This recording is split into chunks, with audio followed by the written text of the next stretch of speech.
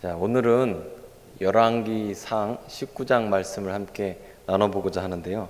이 열왕기상 19장에서는 이 위대한 선지자인 엘리야가 지쳐 있습니다. 낙심해 있습니다.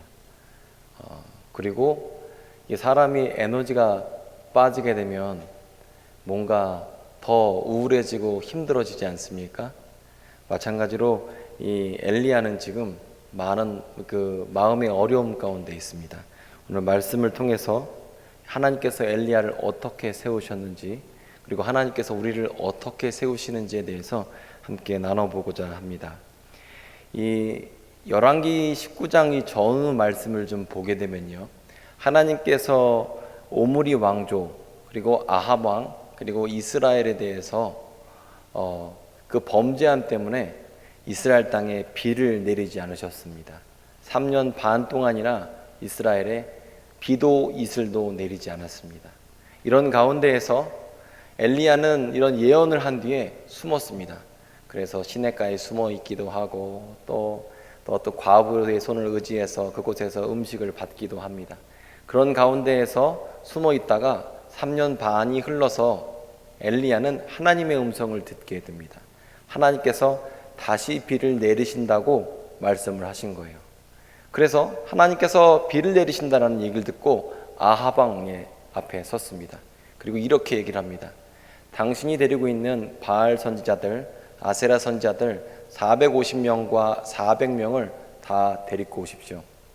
갈멜산에서 우리 한번 대결을 해봅시다. 나는 여호와의 선지자고 나 혼자밖에 안 남아 있습니다. 당신 수 중에는 850명의 선지자들이 있는데 우리 한번 대결을 해봅시다. 그러면서 갈멜산 위에 제단을 놓고 서로 경쟁을 했습니다. 그 경기 내용은 무슨 내용이냐 하면 하늘에서 불이 내려와서 누구 제단을 굽느냐라는 거예요. 여기에 대해서 바알 선지자들은 의기양양했거든요. 왜냐하면 바알 신이라는 것 자체가 물, 폭풍, 번개 이런 의미가 있습니다. 그러니까 폭풍의 신, 번개의 신이 아무래도 불을 더 잘 내릴 것 같지 않습니까? 그래서 바알 선지자들이 신이 났습니다. 그래서 바알 선지자들과 아세라 선지자들 연합을 해서 그곳에서 춤을 추며 제사를 지냈습니다.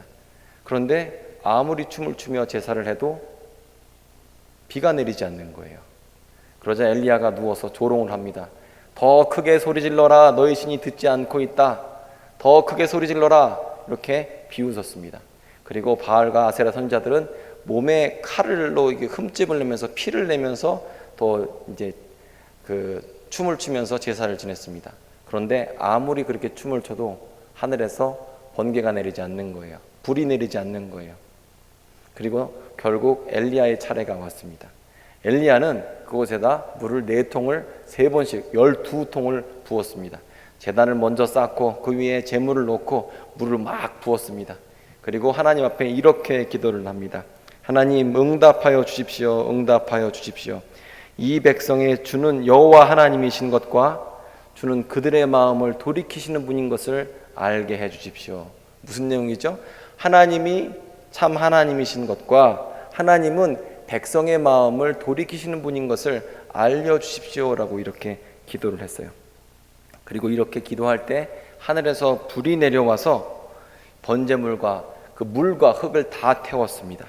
그리고 백성들은 너무나 놀라서 그 가운데 엎드리면서 여호와는 참 하나님이십니다 라고 찬양과 경배를 드렸습니다.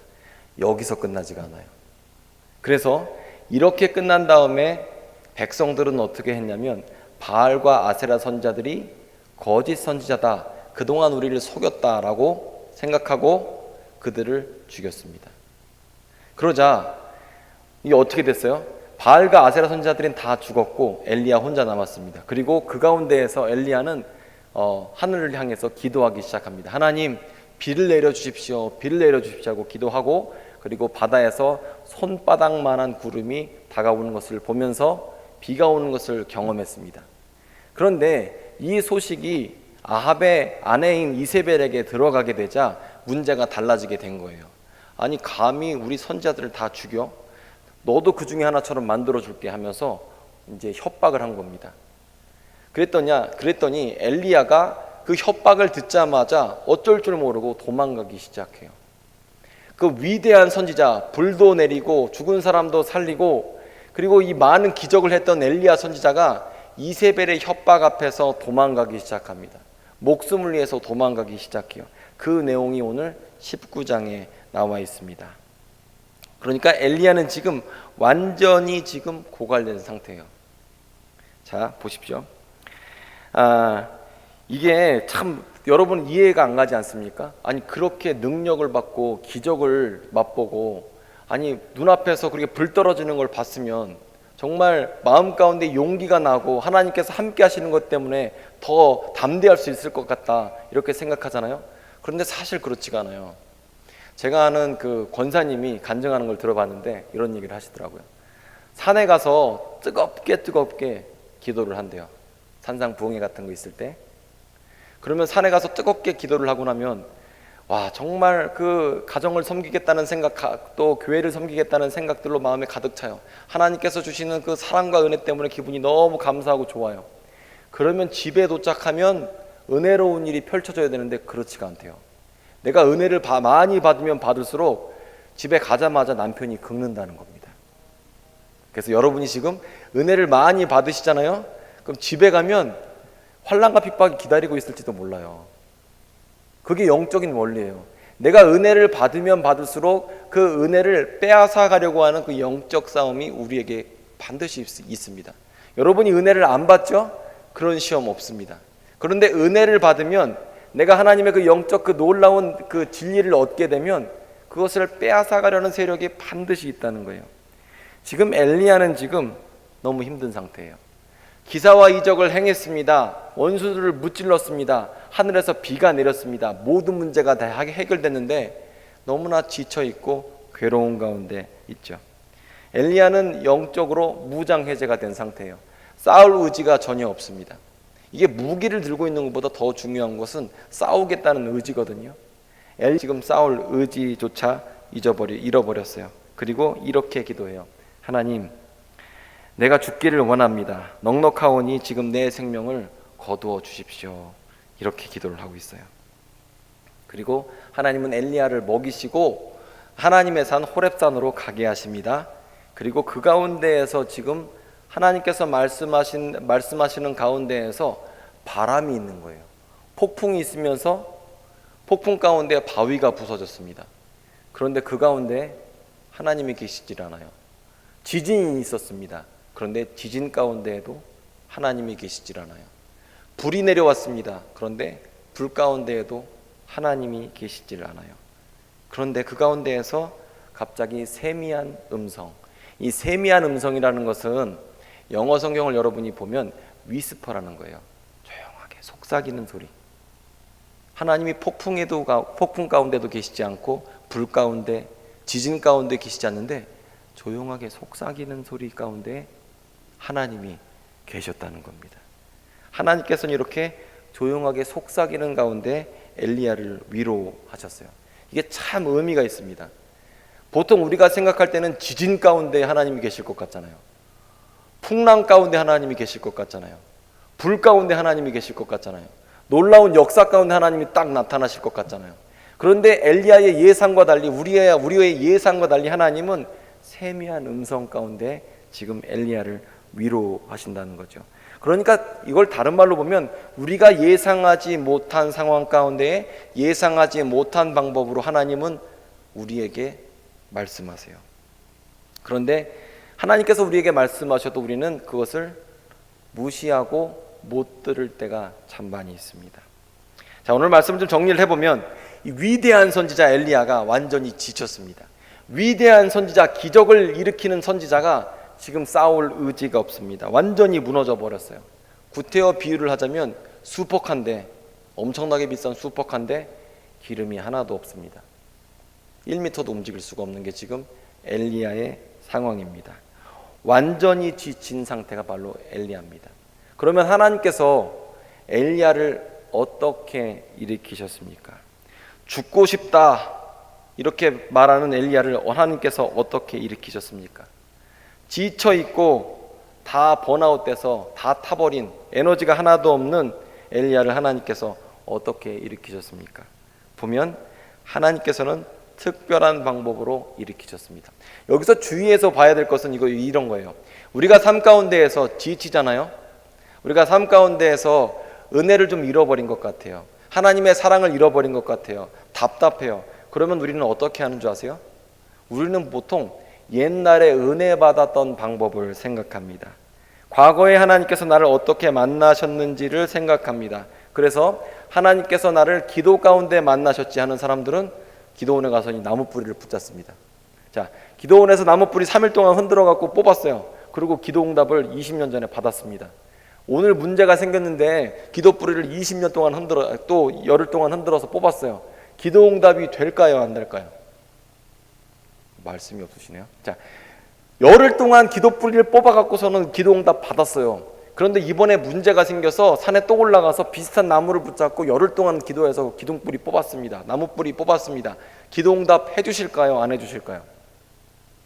해주신다 한번 손 한번 들어봅시다. 기도응답 해주신다. 몇 분 계세요? 안 해주신다. 나머지는 뭐예요 지금?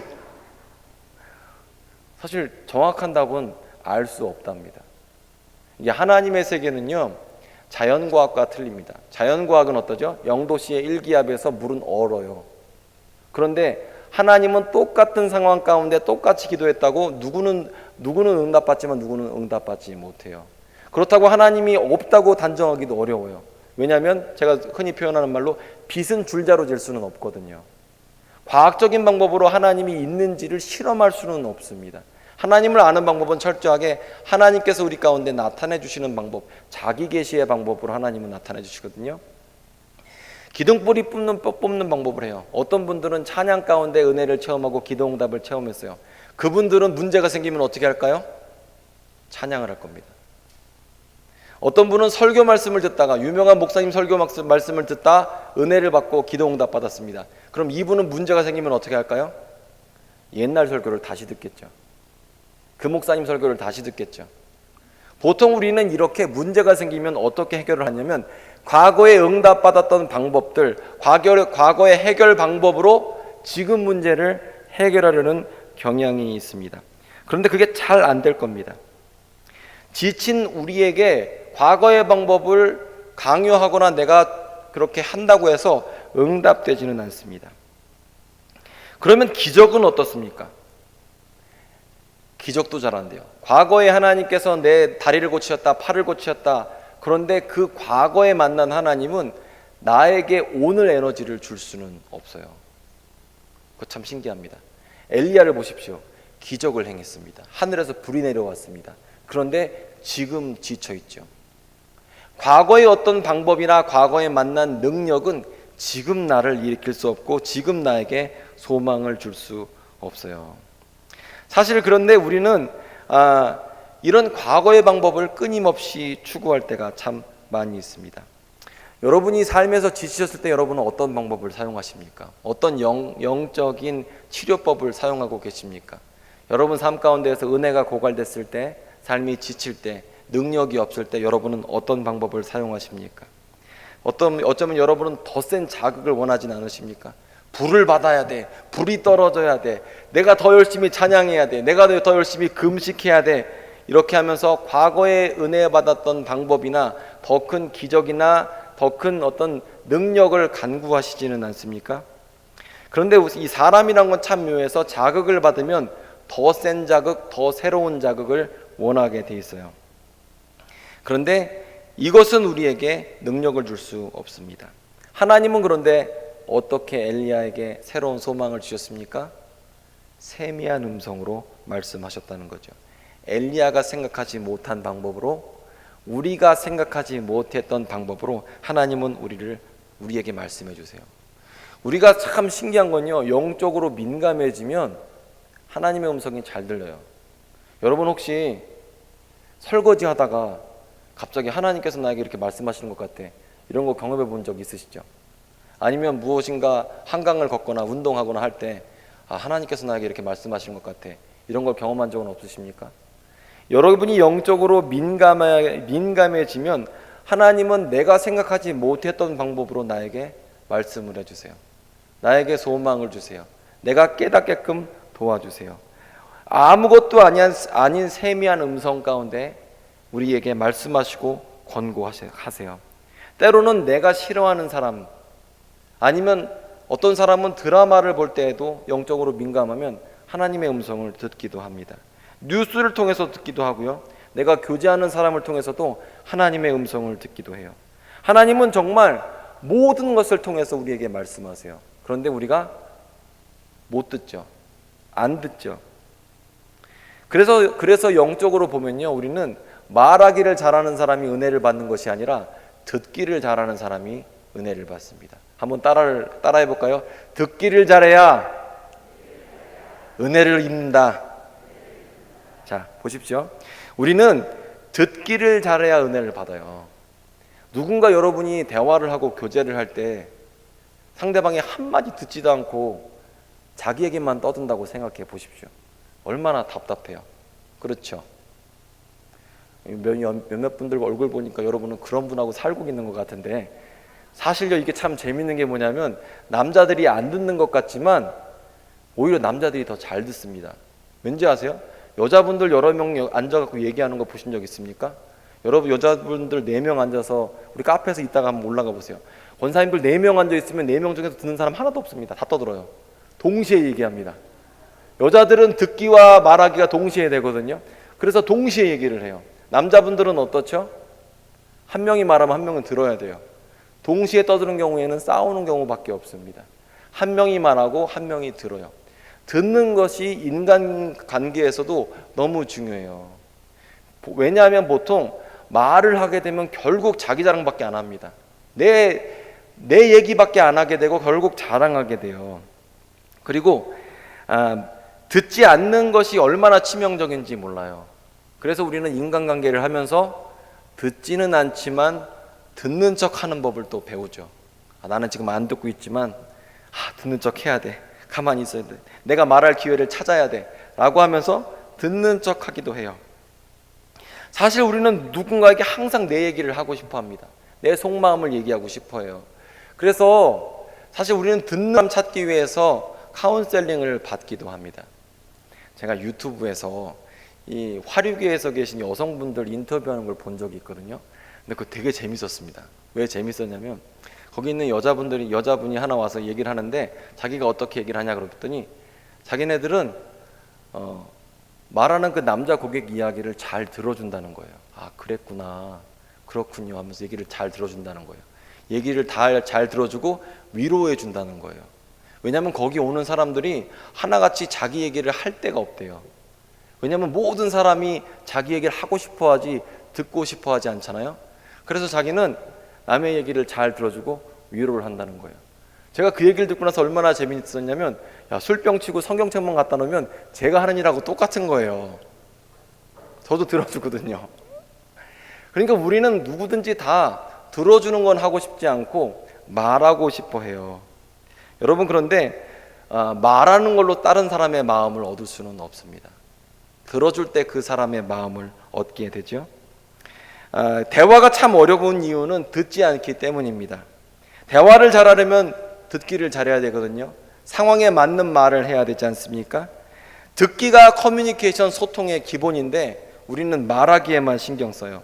그래서 말을 잘해야겠다, 설득해야겠다. 하지만 말을 화려하게 한다고 해서 그 사람의 마음을 열 수는 없습니다.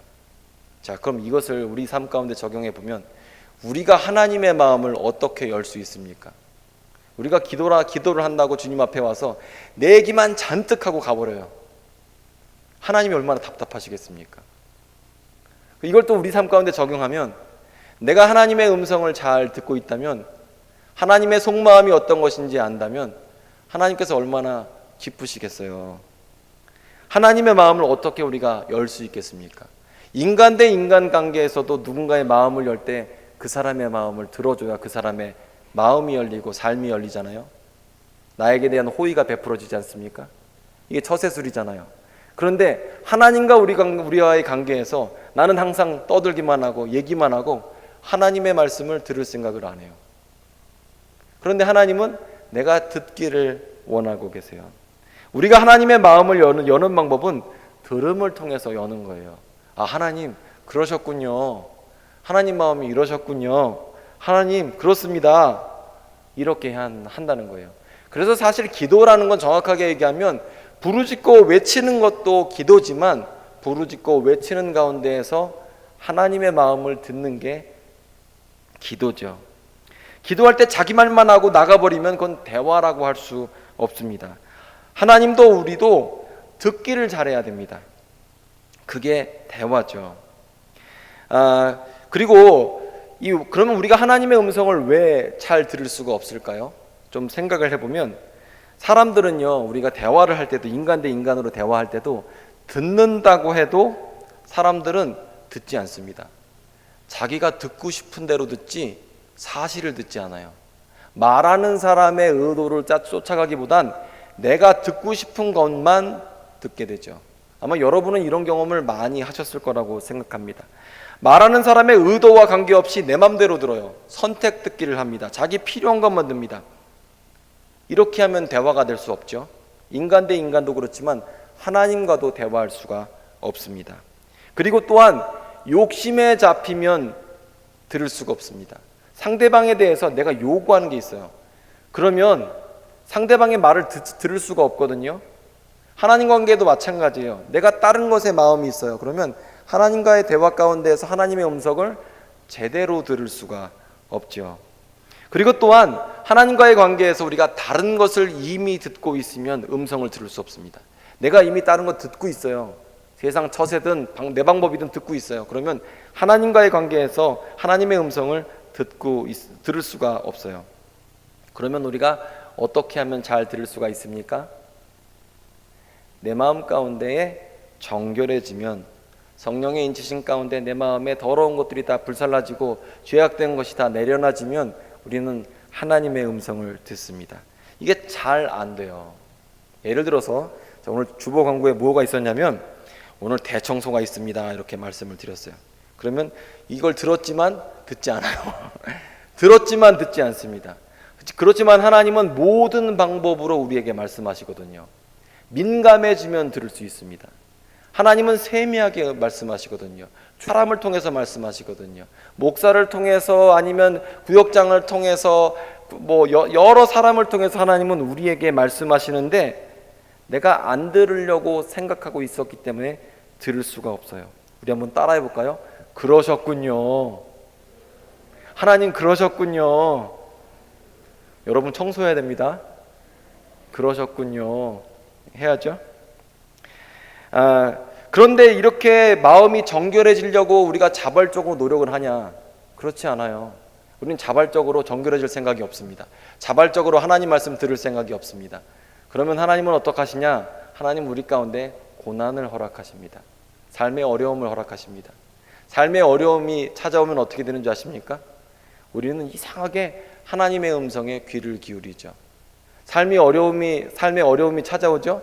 여러분 시키지 않아도 성경책 피지 않습니까? 여러분 삶이 어려워지면 시키지 않아도 기도를 시작하지 않습니까? 우리가 삶이 어려워지면 이상하게 하나님의 음성을 듣게 됩니다. 내 방법을 포기하고 하나님의 방법을 의지하게 돼요. 그래서 하나님은 우리에게 하나님의 음성을 들려주시기 위해서 때로는 어려움을 허락하실 때도 있습니다. 그리고 여기서 주의해서 보아야 될 것이 있습니다. 이 성경 말씀 오늘 19장 말씀 집에 가서 한번 쭉 읽어보십시오. 하나님께서 어떻게 나타나셨냐라고 했을 때 말씀으로 나타나세요.